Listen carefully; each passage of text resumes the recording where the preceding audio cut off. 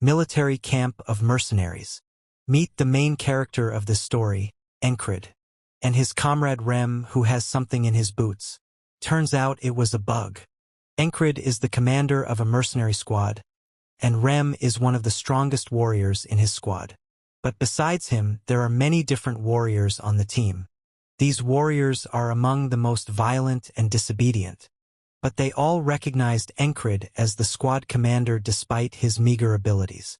His unit is one of the foremost in the war, and they constantly have to fight. One of those days in the war, Enro fights the knight, and while he was fighting with him, someone else attacked him from the left, and he let him down to the ground. He wanted to kill him, but at that moment someone saved him by killing the enemy.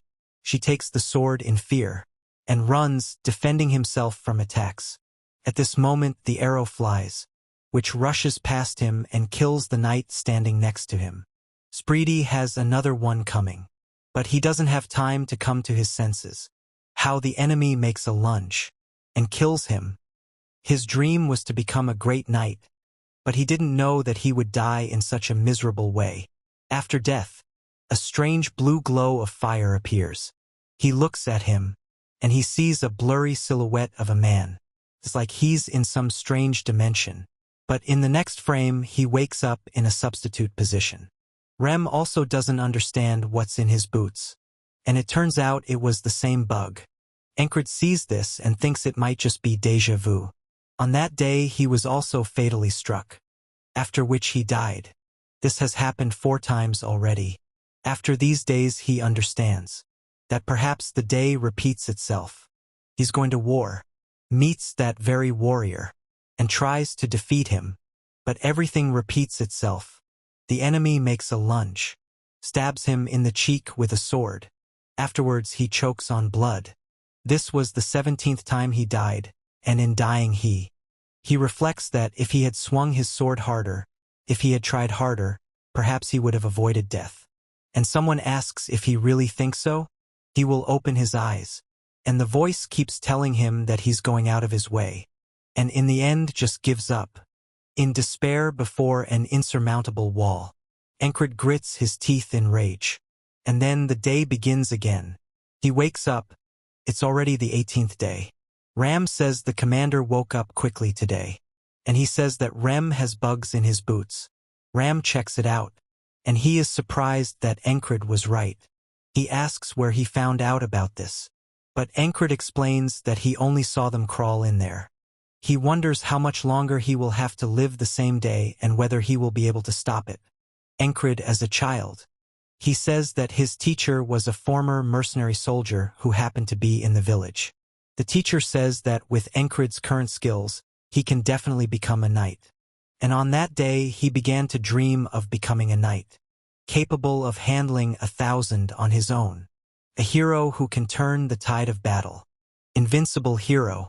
He says that the knight who ends the war will be called the Knight of the End. And he believed that the protagonist of the Wandering Artist song is him. In the next shot we see a group of people making fun of the new guy. And this newcomer was Enro. Everyone else mocked his abilities, saying that he was not even fit to be a mercenary soldier, let alone a knight. He says that he left his native land and joined this detachment. That's too early to give up just because of one mistake. Hard work will pay off one day. He thought he had abilities, that more effort needs to be put in to training. He hunted monsters a lot, and he gained experience and earned recognition from those around him for his strength and endurance. He thought that he was getting stronger and could become a knight. But one day, during training sparring, he loses to an ordinary boy who tells him that he is weak. He says that he rubbed his hands raw and trained in swordsmanship for more than 10 years, but he turned out to be so pathetic in front of the boy. He asks in despair whether it was all in vain and that nothing can be changed. He was very angry with himself that day, but he did not lose hope, and despite the humiliation, he did not stop training. He slept the least but trained more than anyone else. Day after day he did the same thing. He trained, without losing hope that one day he will succeed. Days passed. Enro in the same place. Spent all my time looking at the tree he was hitting. the last couple of days. He thinks that even if he is not a knight, at least he will become a skilled warrior. The serious division consists of 4 platoons, 4 companies, and 4 squads below them. Encred explains that he became the commander of a so-called second-rate squad, which is the best he could get after endless training, but explains that it is better to be an ordinary soldier than a wandering mercenary. Encred calls Jackson. He asks what happened. Encred asks him to take over his shift. Jackson says with all his might that he doesn't want to, but he agrees, saying that Encred is owed. Rem explains that this idiot has the habits of a wildcat and asks to see how he looks at them. Encred turns to Rem, and he asks Rem to show him the heart of the beast, and that he wants to try it. Rem looks at Enkrita with surprise, and he remembers that he gave up last time. The battle between Narilia and Aspan began again, and in this battle Encred also dies.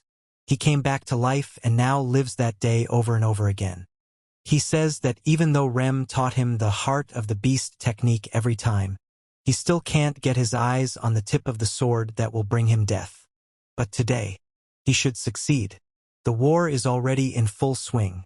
Encred fights the enemy, and at that moment a spear flew at him. But because he has already lived through these days, he can read them and bow. Then dodges a punch from the guy behind him. He already feels more confident. He notices one of the members of Vel's squad. While he was fighting, an arrow flew at him from behind, but Encred noticed and saved him by covering him with a shield. The opponents took advantage of the moment and wanted to attack, but Encred kills him too. He says that the goal for today has been accomplished and he saved his comrade. At that moment he notices someone. It was the same knight who had been killing him all this time. He, having killed one warrior, looks towards Encred. Encred says that every time it ends with this bastard. This warrior is heading towards Encred. But Encred is going to win him and kill him today. The warrior makes a lunge. And at that moment, Encred remembers his lessons with Rem, who explained to him why he closes his eyes in the face of danger. He makes an attack towards Encred, and he tells him to watch and warns that he will quickly die on the battlefield. He tells him to be brave, not to panic or get lost, and to become someone who has no idea what death is. Like a beast, the warrior makes a lunge. But Encred uses the beast's heart, a beast that knows no death. Strike a pose, and he says that death makes him stronger. At that very moment he dodges the enemy's attack, which almost hit him. Encred's heart beats strongly. He was able to do it for the first time. On his 21st attempt, dodged the enemy's attack. But it doesn't end there. The enemy makes a counterattack, and makes a second attack towards Encred, piercing his throat. Encred dies. The voice explains that the character is trapped in an endless day and is in pain, that he is in despair. He orders to get up and get into the boat so that he can accept his weakness. But Encred doesn't give up, saying that this will not happen and calling the interlocutor a piece of shit. The 22nd day. The day also begins with a conversation with Rem. But this time Encred succeeded. This time, when the enemy attacks, he managed to dodge the attack. But this time when he fought with him, he touched Encred's neck and dealt fatal damage. But along with it, he cut off Encred's medallion, which lies on the ground with a blue pattern in the center. Once upon a time, when Encred was working as a guard and hunting, he came across a village, where he was asked for help. He might not have helped them, but he justifies it by saying that his dream is to become a knight, and protecting the weak is a knight's duty. The villager says that their village is poor, so this is all they have to offer, and gives him an amulet. It was a ridiculous reward for risking his life, but the villager said he would reward the one who prayed so desperately with what he asked for. Encred wonders if this thing could be the reason why today keeps repeating itself over and over again. At that moment, the warrior comes up to him and says that Encred must be in a lot of pain. He's going to finish off Encred by saying he'll be merciful. But Encred screams that he doesn't need mercy. And the warrior, with a grin, finishes off Encred by plunging his sword into his back. The day begins anew. Same conversation. The same boots with a bug. Encred tells him to stop talking and calls him to come out. He says he wants to learn the heart of the beast.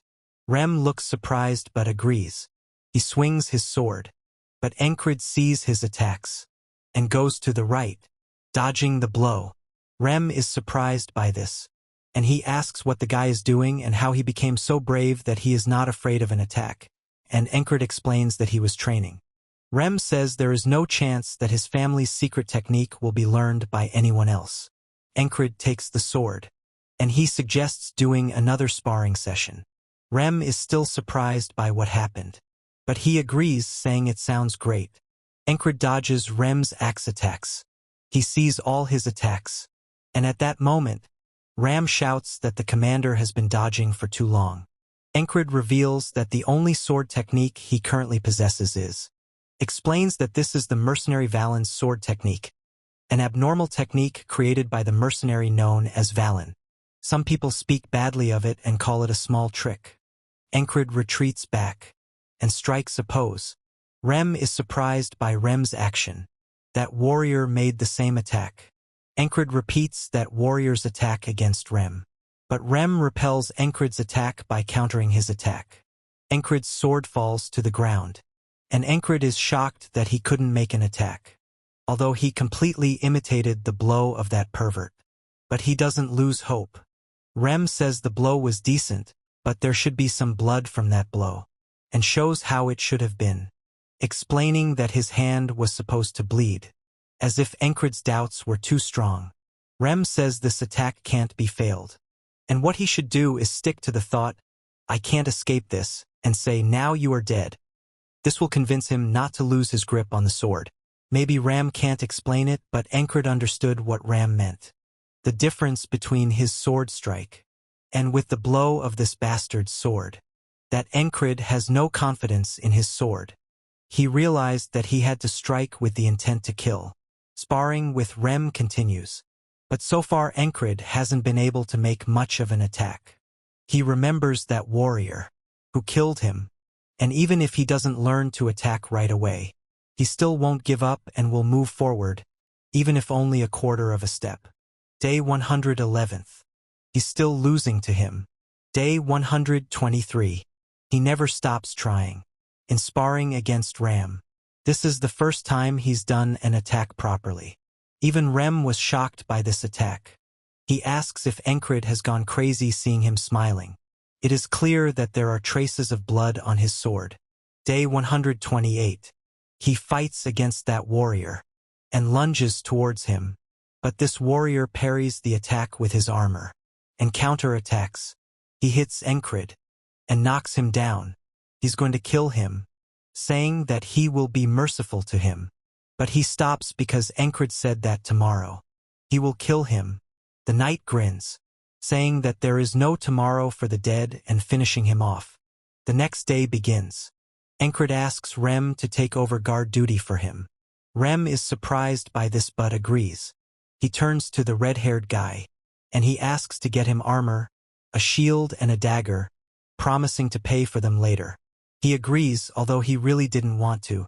The guy says they always dumped their tasks on him and calls them weaklings. Rem asks if he wants to test his axe. Rem notices that Encrid is acting strange today. Oh, he's usually not that tense. Encrid continues training on the tree. He says he feels incredible pain every time he dies. He says that if he can find a way to escape and survive, then should he go to sleep and wake up tomorrow, or will he still wake up that day? Now he is stronger than before and asks if it is not glorious to be content with this. Encrid says he must pass this wall. The sword plunges into the tree, and he says he won't give up this blessing and will become a knight. Day X. Encrid says he must move forward. His squad met at the front line, and the battle begins. He explains that he is a man without skills who is able to survive this battle thanks to 3 things. The first is luck. On the 46th day, his shoulder was broken by a mace, and on the 47th day, he turned to dodge the mace, but at that moment someone smashed his head. He added spin to cut it down first. On the 71st day, a soldier cut off his leg, and he couldn't even do anything about that murderous pervert. But he added armor to his legs, after which he was able to kill this warrior. On the 89th day, his head was split open by someone throwing an axe. He explains that if he lets this man live, he will hinder his fight with the murderous pervert, so leaving him alive is not an option. Because of this, he stabs him in the head with a knife to kill him. Then he notices his comrade and saves him from being shot, keeping his rear guard. And finally that crazy killer. He notices Encrid, and Encrid was waiting for him. They stand opposite each other.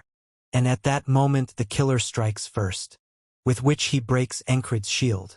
He explains that dodging and striking alone does not give him any chance of winning, and this serves him better. And he also says that he is an ordinary soldier, but his strength is almost at the level of a gifted one. The killer is surprised that the attack looked like he was attacking him, but instead he simply blocked the blow. While he was thinking, Encrid delivered a powerful blow to the head, and throws sand in his eyes. Then he tries to strike, but the killer sees it, and delivers a powerful blow with his sword. Encrid at the last moment dodges his attack. The killer turns around. Encrid sees this. The assassin counters with her sword. But at this moment Encrid becomes mossy, and breaks his sword. He is shocked by this. When Encrid was about to finish him off, an arrow was flying at him, but Rem threw his axe, deflected an arrow and saved Encrid. After this, Encrid successfully strikes the mad warrior. At this moment, Rem runs to help Encrid, but Encrid will handle it himself. Warrior bleeding, looks at Encrid. The fight continues, and Encrid is breathing heavily, and looking at the killer he says, "What is this mercy?" and cuts off his head. He is glad that he finally broke through the wall. At that moment someone hit him on the right. Why did he roll on the ground? He screams in pain. The boy screams. The girl fights the knight, parrying his blow with her sword. The image contains no text or speech. A man with an unusual appearance appears to be preparing for action, clenching his fist and leaning forward. A man screams as he lies on the ground under another man's foot. The man stands, leaning on his foot, and looks forward. The man explains that he put in the effort to raise this. The man says he defeated him. The guy is breathing heavily. A man raises his sword and shouts. The man raises his axe to strike, and Encrid punches, parrying the attack and kicking at the same time. A man delivers a powerful punch. A man parries an axe blow with another axe. The man with the spear strikes, the man with the scythe dodges and falls back. A man screams while attacking a lying guy with a spear. Encrid slashes his sword into his opponent's chest. The man screams and is thrown back by the force of the blow. The man says that if they want to cut off their commander's head, they first need his permission. The guy says that the commander is a weakling and asks if he is the commander. The man explains that the warrior race, the frogs, were born to fight, and says that he will either burn the damn frog with magic or pierce its heart with one blow. What a fight. The guy wonders why someone like him is on such an insignificant battlefield like this to kill him. The man says he will have to put his life on the line. The guy says the fight isn't worth it. A man screams that he can't believe what's happening. A man with a painted face explains that this is just the beginning and the real battle is yet to come. A man with a long braid stands among warriors, preparing for battle. The man says he is a coward and shouts. The man screams that he can't afford to die here and that he must survive for his family. The man explains that he's not afraid of death, but he's afraid of losing those dear to him. The man says he will fight until his last breath. The man with long hair dodges sharply, and the man in armor swings his sword. A man with white hair delivers a powerful blow with a sword, while another man in armor tries to parry it with a weapon. The man with long blonde hair explains that he can't afford to be weak. The man with red hair explains that they must move forward despite their fatigue. The man with white and black hair explains that the enemy won't give them a break. The man with dark hair and Encrid says that he cannot allow himself to die here because he has a purpose that he must fulfill. The guy shouts that they are retreating. Encrid says he can't afford to die because he has a promise to fulfill. He explains that he can't afford to die because he has a promise to fulfill. The voice says that the hero was destined to live one day, but everything turned out differently. The man explains that he can't cope with the walls that will continue to appear in his path. The voice explains that fate is to despair and give up. The guy screams that he can't take it anymore and that this is the end. The guy says that walls exist for him. The guy explains that in order to overcome them, the voice says that he will look forward to the moment when those eyes, filled with greed and ambition. Encred says he can't get up because he has multiple wounds, and explains that he won't be able to work in this condition. He explains that he doesn't want anyone on his team to get hurt because of him. The guy says this is the place. The guy says this is the infirmary. The man says Rem slept for 2 whole days. The text explains that Rem is a member of the 4th squad. A man says he saved another man from that damn frog. The guy is surprised and asks about frogs. The guy screams and holds his chest. He is surprised that there was a frog at the end and explains that it is amazing that he survived. The man explains that no bones were broken, although his head was shaking violently, and asks if Encred remembers him as his best friend forever. He says he never said they were friends, noble hunter. The man speaks quietly and covers the guy's mouth with his hand. The man is silent. The man says that he cannot afford to relax because the enemy could attack at any moment. The guy says that just because it's a secret between someone they have nothing to do with doesn't mean they can just spill the beans, and demands to know who he is, someone he has nothing to do with or his best friend. Another day after today, a man says he survived. The guy asks the commander to give him back 3 times as much and tells him how much he spent to get them here. Encred wonders why an ordinary soldier like him, who simply went to the tent himself, ended up in the infirmary. The red-haired guy says he was nowhere to be seen during the battle, as usual. The man in the bed is silent. The guy explains that he will give a special discount, but for this you need to pay double the amount. Against the backdrop of the sunset, tents with flags are visible, one of which is open, and inside you can see a bed with a blanket and several boxes. The man explains that in this world there is only one way to survive, to kill. He explains that if you don't kill, you will be killed. The man says it's a cruel world where the weak have no right to live. The guy says that if someone has business with him, then he needs to speak directly. The man in armor says that he came to check on Encred's condition, and Encred explains that he is already feeling better and can stand up. The guy explains that the product needs to be applied twice a day, morning and evening, and asks not to ask where he got it from. The man says it's the ointment Jackson used and is surprised he doesn't hate sharing personal items. A man cries, clutching a medallion. The text explains that he is a member of the 4th squad named Auden. A man lies on a bed and looks up, while another man sits next to him, leaning on his hands. The guy says to just leave, he's not dead. The man explains that the enemy army is advancing and that they need to prepare for defense. Encred says they won't be able to hold out for long and explains that their food supplies are almost gone. The man explains that there is an evacuation plan and says they need to hold out to the last. Encred. The guy is surprised that they work in shifts and says that this happens after everything, when they were busy with their own affairs. The guy wonders if it could be because they are worried about him and explains that it could be like this. The guy is surprised. The guy asks why the commander is in the infirmary. The guy explains that he already ate today, and Encred says that he is hungry. It is said that Ragna is not worried at all and nothing bothers him. The man says that besides him there are 2 more soldiers in the hospital. A man tells how a platoon commander from another company engaged him in combat and asks what his interlocutor is looking at. The man explains that the other is a soldier whose name he doesn't know and who spends his time constantly staring into space. The man is surprised that he looks like a low-ranking soldier and asks how he got here. Encred remains silent. He says that he can't allow himself to die because he has a dream that he wants to fulfill.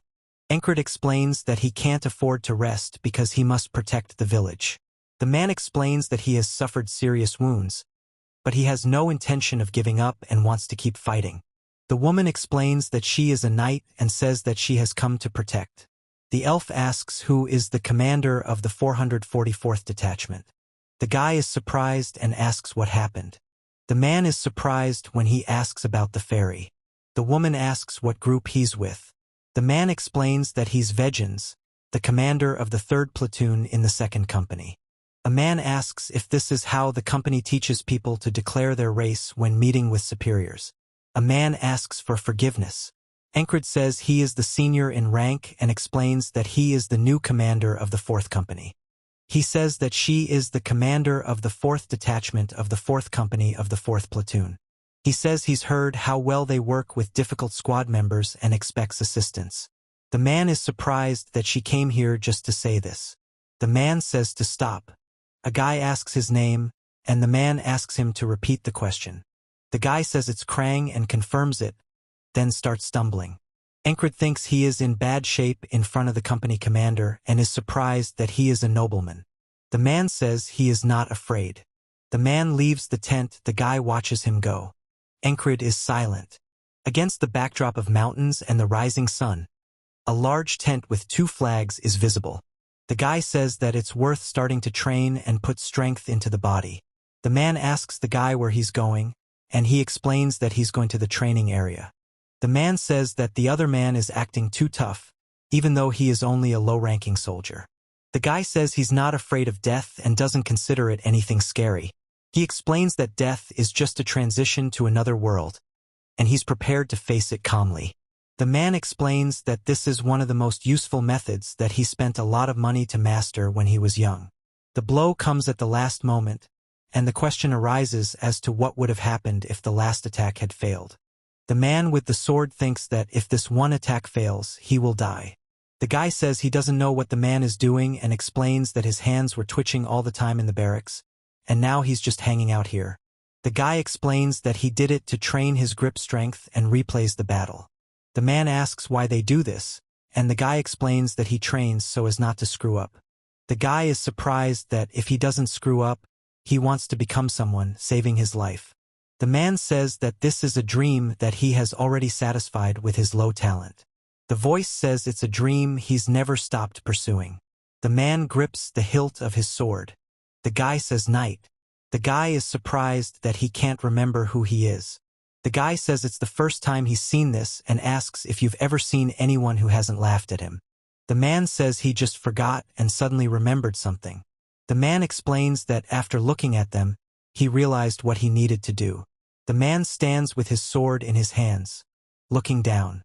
Encred says he can't afford to make a mistake. The guy says friend. The image shows tents with flags on the peaks fluttering in the wind, against a backdrop of mountains and a blue sky with clouds.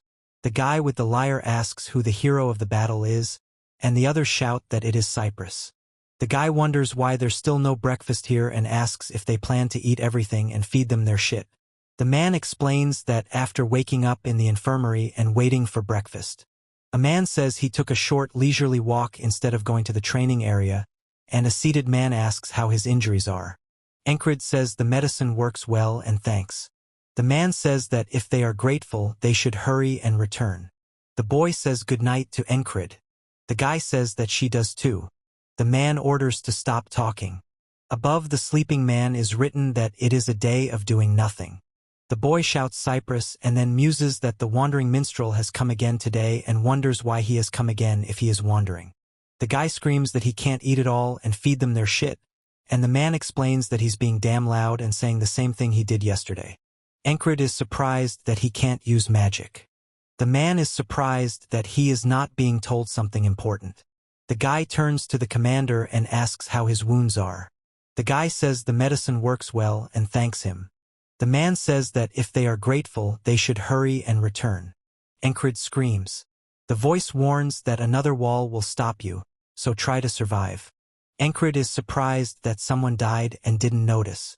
A man stands in place, surrounded by glowing circles on the floor, and looks at a stone wall. The guy says it makes him even more determined.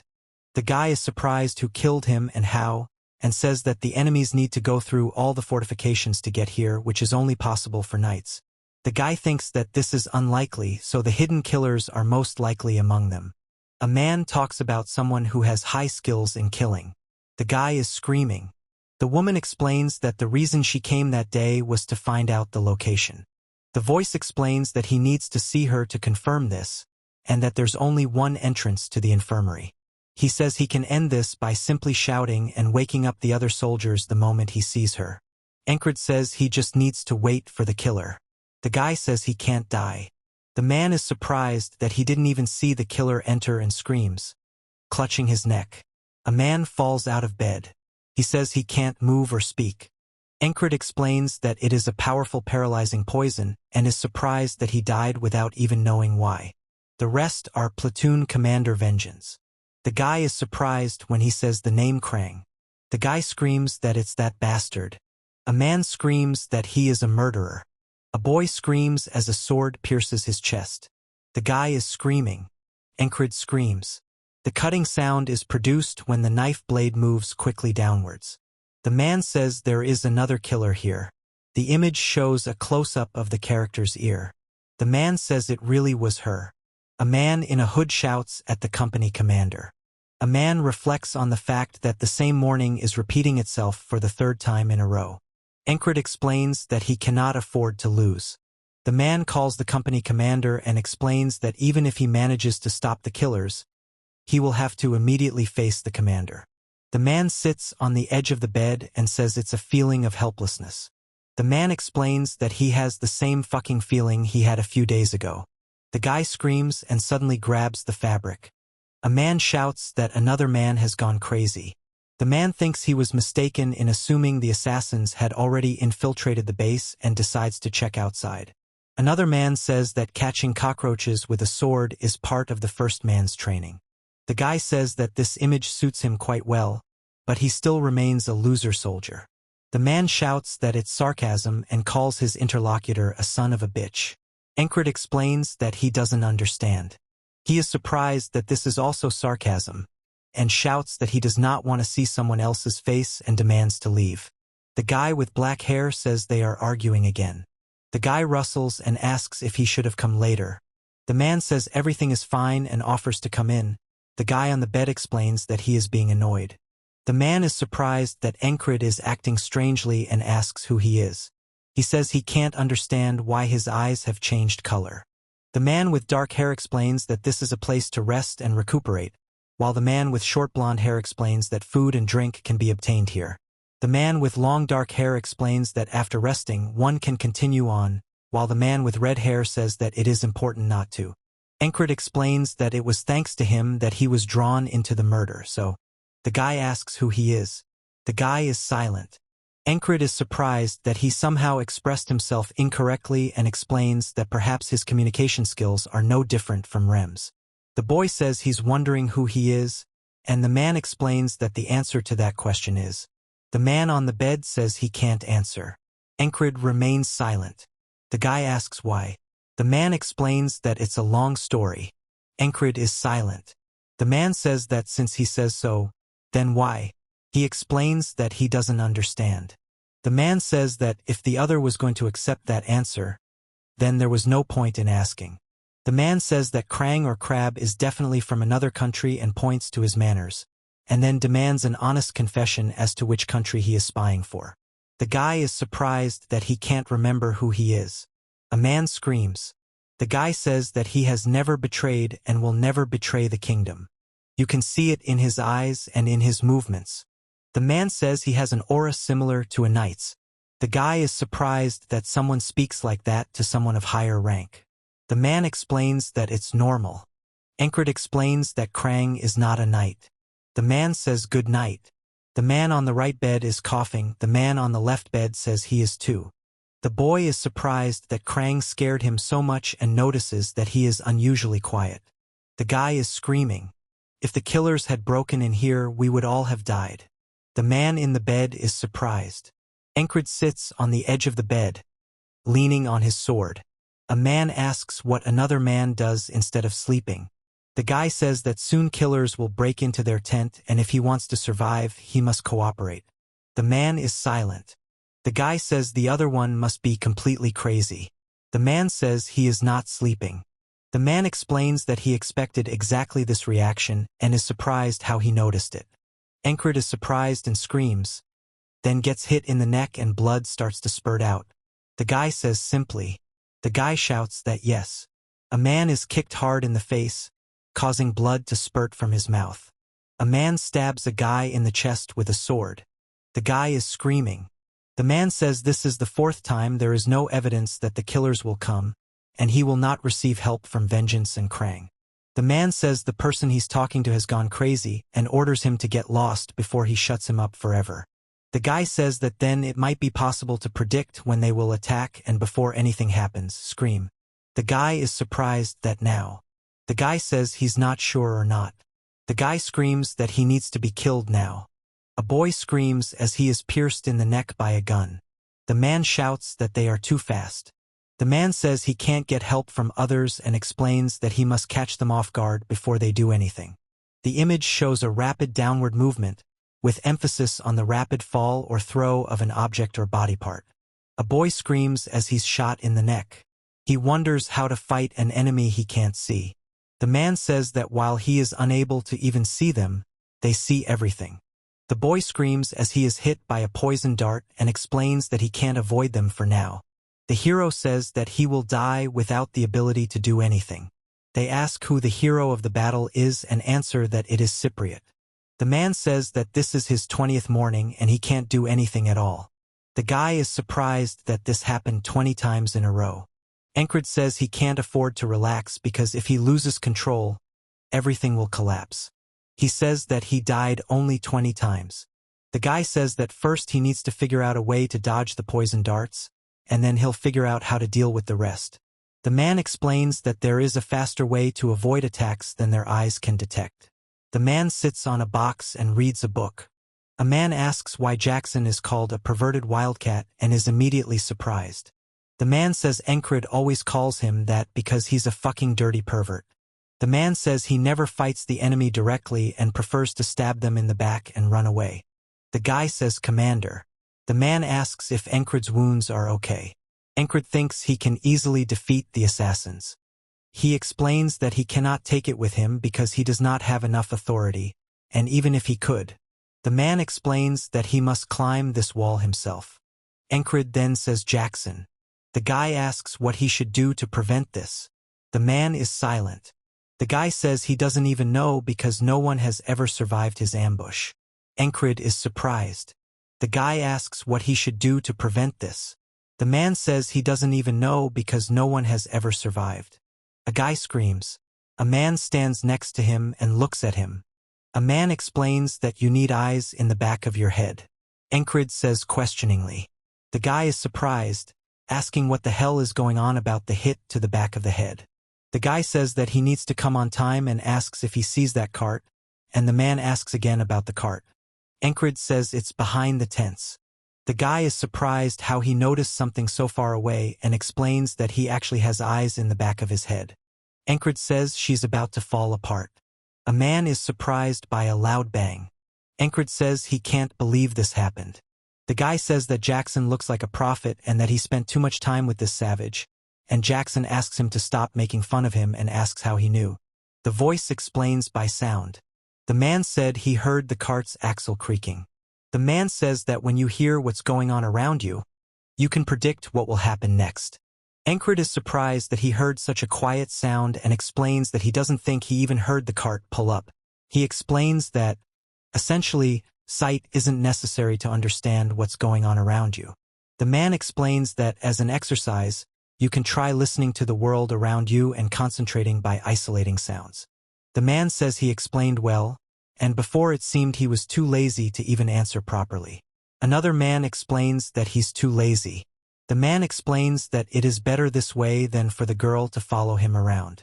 Encred says that lately it seems like he will stop at nothing, Commander. Night, starry sky above the camp tents. The guy is sleeping.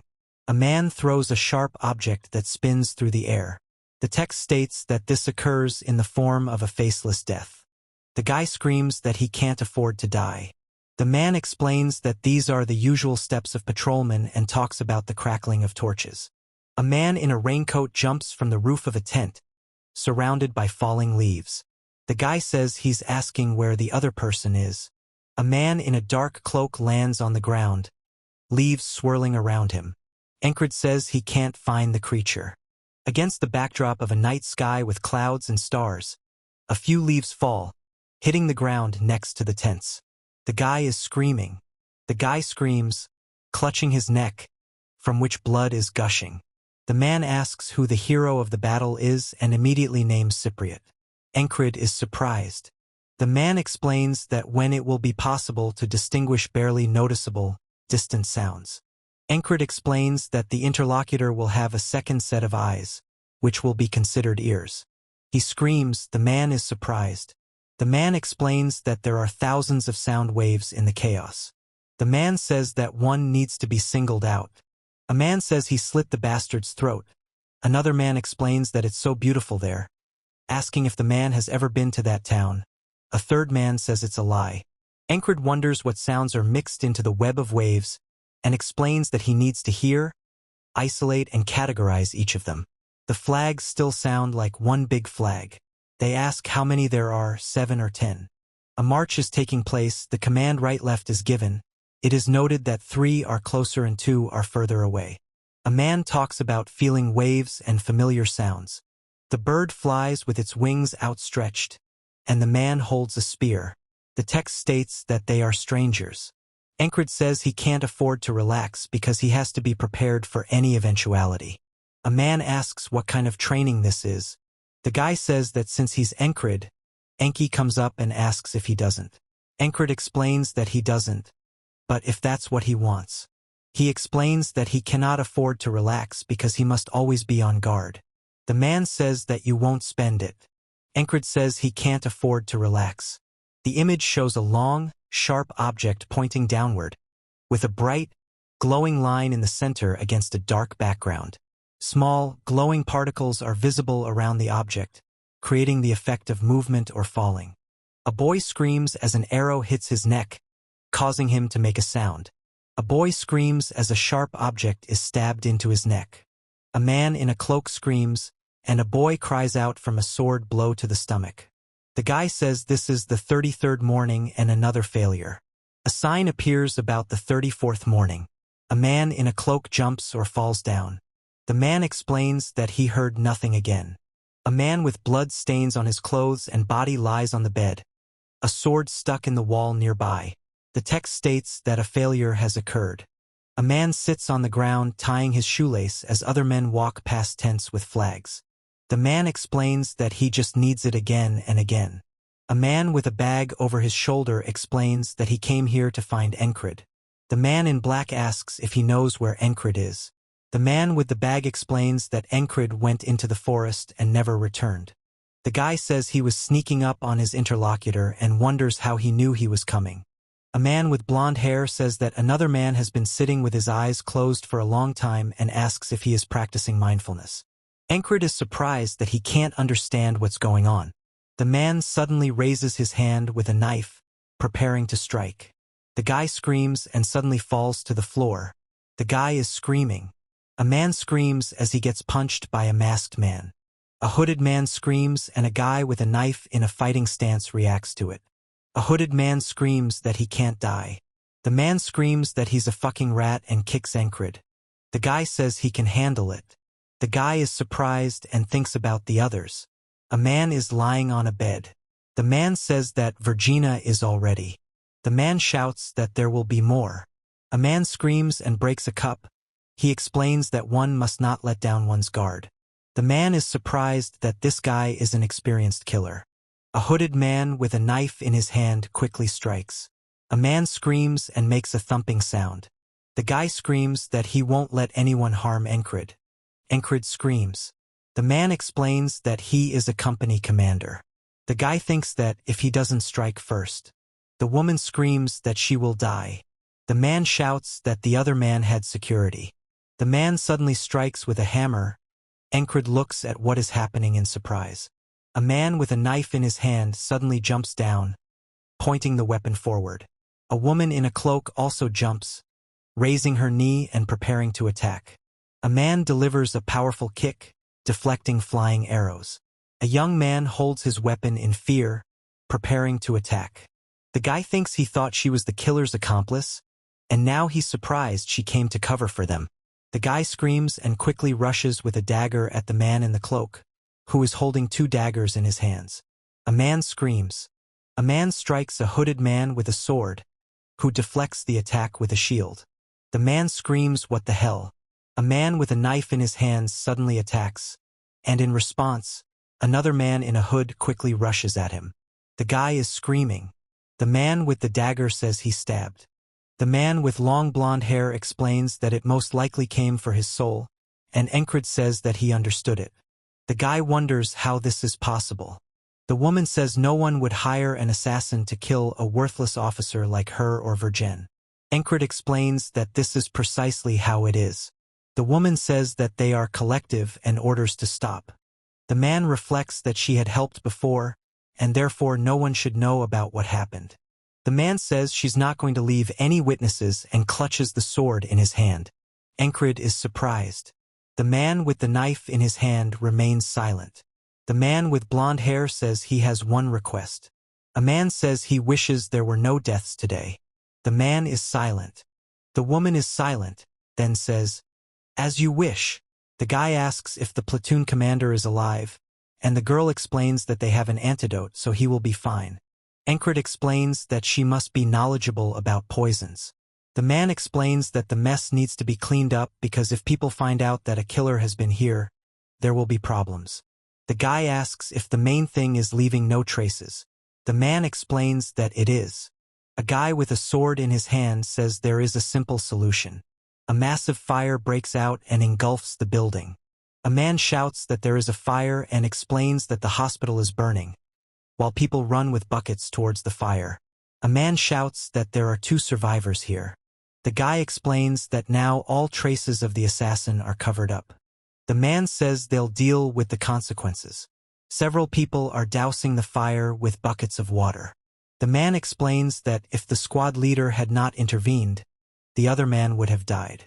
Encred asks if it was because of him that they changed their minds, and the man replies that it was, and explains that he is an interesting guy. The man is silent. The man says he tried to avoid it. The man explains that Encred had this effect on him. The man says that they will meet again under appropriate conditions. The man says he can't afford to die here because he has a family he must protect. He explains that he won't give up and will fight to the end. The man explains that he cannot afford to lose. The guy says whenever. The voice tells that he survived a silent death and woke up to a new day. The guy feels the presence of almost everything around him, but he did not notice that fairy, and says that he still has a lot to do when he returns to the squad. Encred says he is unharmed and can leave immediately, then asks if he pulled him out of the fire. The man wonders why he was chosen. Encred is surprised that he is still picking on her for saving him and asks what she did to annoy him so much. The man explains that they are comrades and asks if another reason is needed. The man is silent. The man says that after all the crap he threw at him, he is still a selfless bastard. The man asks if Encred is returning to the squad, and Encred replies that yes. The guy says that today is not his day and his mood is frankly bad, and then asks if something happened. They say this whole camp is cursed. A guy delivers a powerful blow to a man's chest. A guy yells that the recaptured squad is starting a fight again and they need to run, and another guy scolds the lazy ass and orders her to get going. The man asks where their commander is and explains that he's not there, and they're at it again. A man screams that their tent is destroyed. A man with black hair delivers a powerful blow to a man with blonde hair.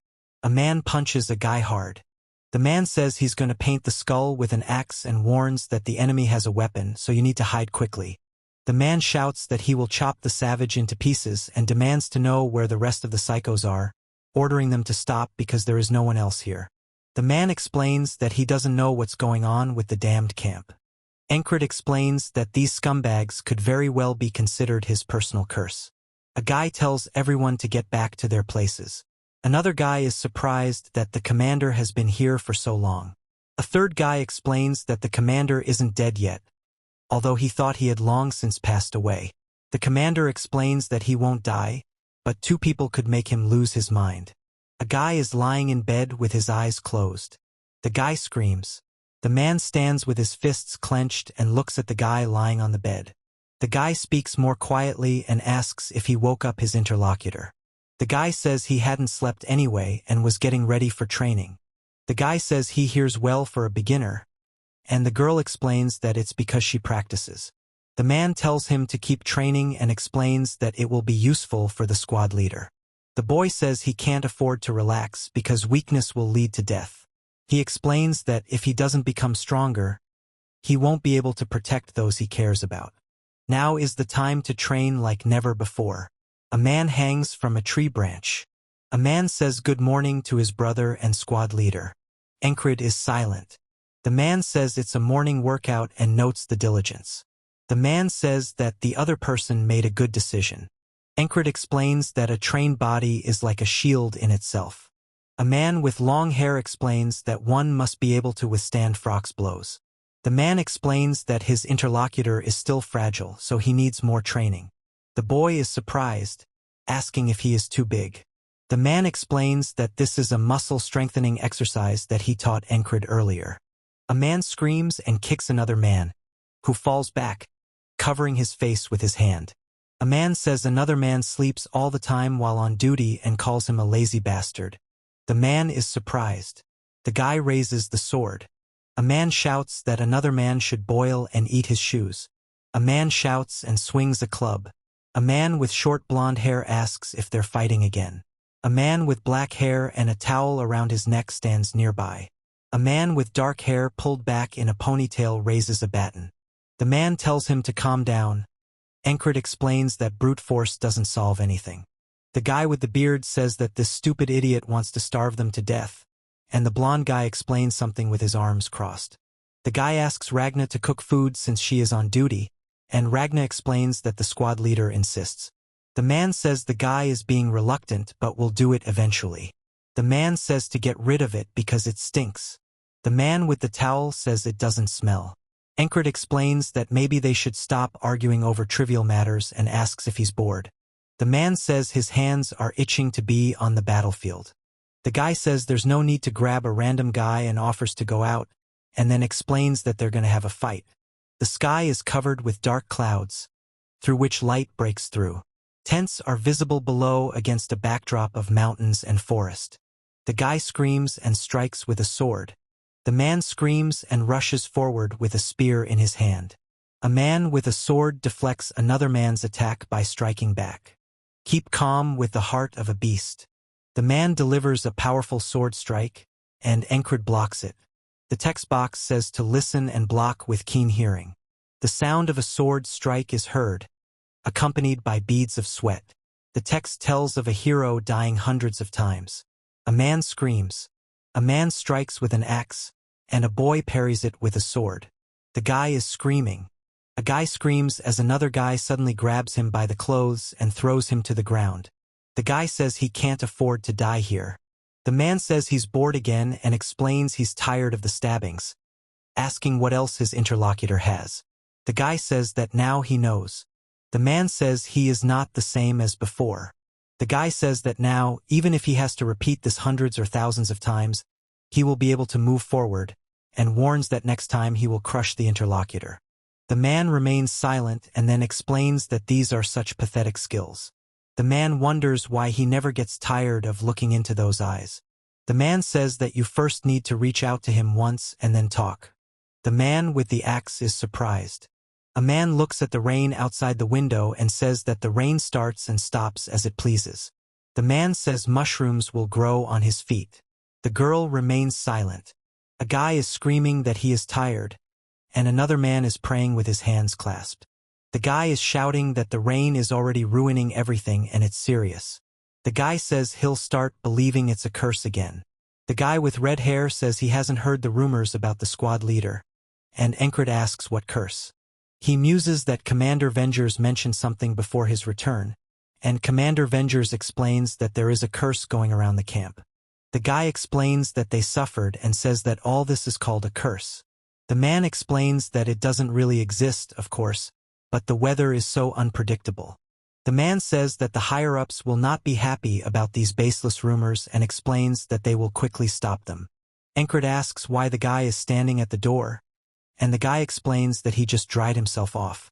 The guy explains that he is training in the pouring rain, and the man is surprised, asking if it was in the pouring rain. The man says it's cat behavior, and the other man explains that it's a good training method and he's good at it. The man screams and Encred explains that he couldn't help but hear it. The guy wonders since when the other guy teaches him anything or even cares about the squad leader. The man is silent. The man explains that it's so noisy here that he can't even hear the rain, and says that this idiot is ignoring him again. The man explains that there are many ways to do it while sitting, and the boy explains that you can test his sword grip stance. The man says we need to take a look at them, and the other man explains that yes, guys. The man says he's always been like this. The man says he is not going to give up. The guy says he can't afford to relax because he has to be prepared for any unexpected event. Instruct company commanders to keep soldiers quiet. The man explains that a reconnaissance group needs to be sent out again before winter sets in, and asks if the interlocutors have any worthy soldiers for the empty positions. Encred says he's silent and then asks what about the 444th squad. A man asks if he is the commander of a squad of outcasts. The man says that unexpected results can be expected from him and asks why people think so. The man says me. The man explains that he came here. The guy says he was chosen for a reconnaissance squad. The man explains that he cannot afford to make a mistake. The man asks if the company commander really chose him. The guy with dark hair says that he did something to make her notice him, and the red-haired guy explains that then why did they call the squad leader? The woman says that when Krang left, she tried to kill him again and it couldn't be any other way. The guy asks if she's really coming. The man says that if the other person doesn't want to, they don't have to go. The man sharpens a knife. The man with long hair laughs and says he wouldn't chop off his boss's head with an axe. Encred explains he can't do that, and the man with red hair says it would be worse if he did because he has experience with that. The man says they're taking his fragile friend and asks them not to take his precious little squad leader. The man explains that the guys are so fussed. The guy with dark hair says he is. The man with long hair explains that he can't afford to relax. The guy says he can go instead of his interlocutor. The red-haired boy asks if this is the dream of the man with the tattoo on his shoulder, who explains that it's Ragnar's dream. A little bit. Encred says it might be, but it's not him. The guy with long hair explains that the reconnaissance area wasn't supposed to be a field of tall grass. The man explains that if you hear unusual sounds in the grass, you need to concentrate. The man shouts that there can't be an enemy, is surprised that he is again trying to secretly lecture them, and explains that he asked not to teach the squad leader any tricks that could ruin him.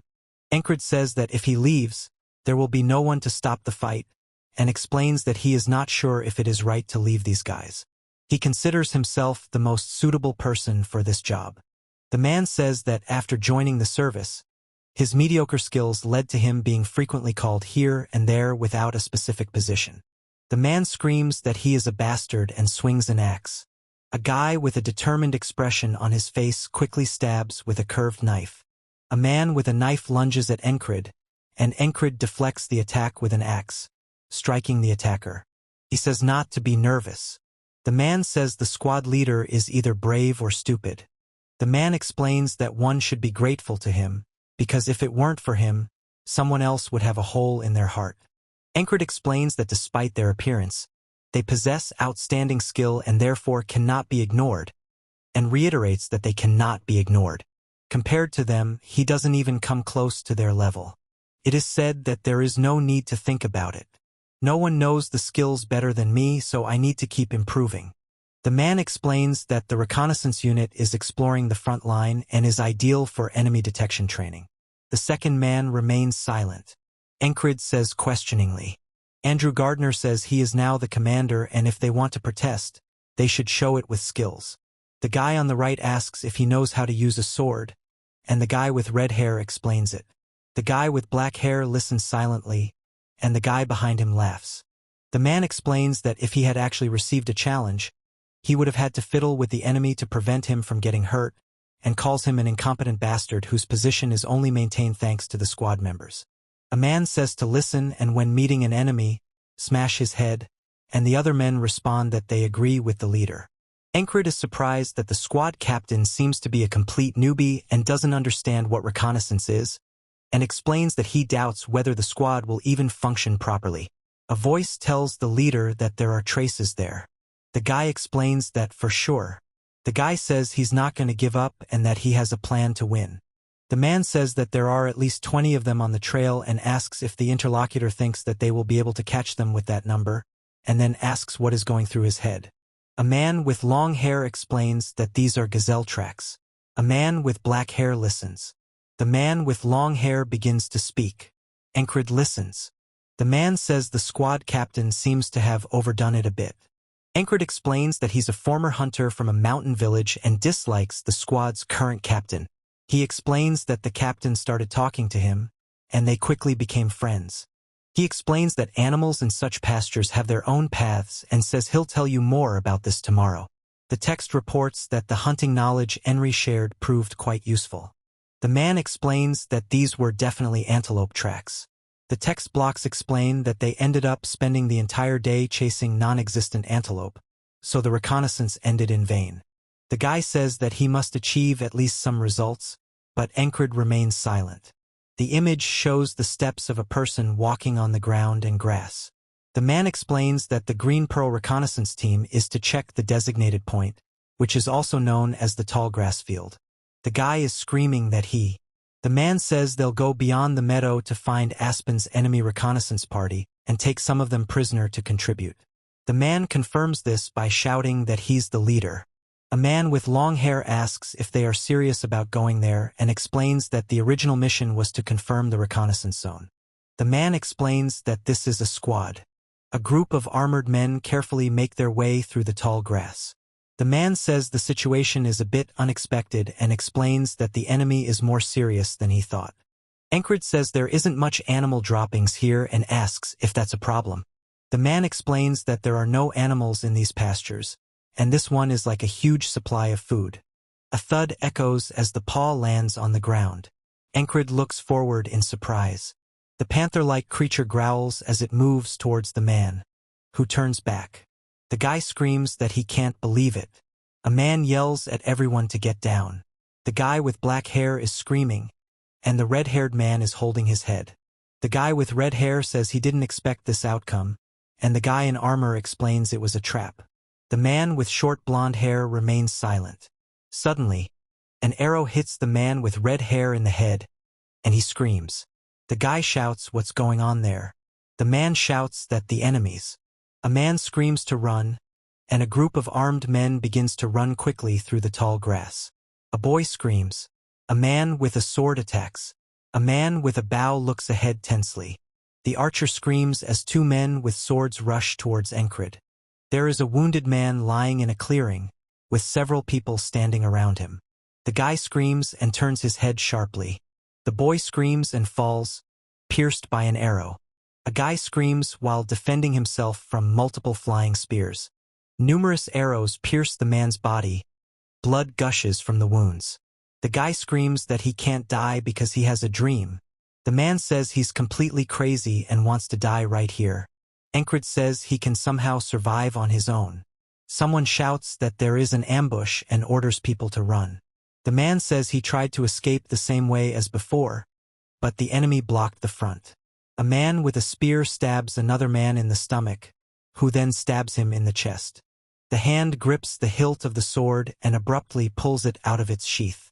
The man says that more than 20 people from the east hit him with a bunch of arrows, after which he died. The man says he fled north to escape the crossbowmen and was killed by a squad of spearmen. A man orders someone to find him. Another man replies that he will be found. The boy screams and breathes heavily, lying on the ground with wounds and arrows in his back.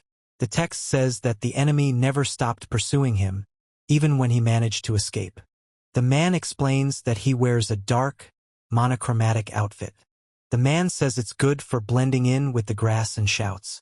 Against the night sky, tattered and burnt flags flutter on poles with a point. The man screams die and Encrid looks forward in horror as the man strikes his head with his sword. An internal monologue ensues, in which the Aspen bastard is mentioned. A hand, covered in blood, lies on the ground. The man says they will go through the grass to find Aspen's enemy squad and capture some of them. The guy says he's already tried this dozens of times and explains that once inside, you can't come back alive. Encrid says that the people of Aspen undoubtedly have something to hide, and explains that he will have to find out what it is. A man says that if he surrenders, he'll still be killed, but it could also end today. Another man asks if he's the squad leader. A guy with short red hair yells that the squad leader needs to shake it up because he's being slow. The man explains that their team has problems with everything and after this they need to be gentler with people, and Encred asks why he should tolerate this. He says he's not tired of licking yet. The man listens. The man is surprised at what he heard. Encred explains that this is the only way to survive. The man listens. The man asks if he is going to disobey the order. The man says there can be no disobedience here. Encred says he is no longer in command. The guy screams that this bastard. The text explains that this is the captain of the reconnaissance squad, Andrew Gardner, one of the best guys who has survived the longest, along with Henry and that soldier. The soldier who fights especially well is the one who looks equally good. The guy with the best skills in the squad follows only the captain and explains that he is something like a nanny or an escort. The man says he will see how the other one copes and asks if he can win without any help, then orders the sword to be drawn.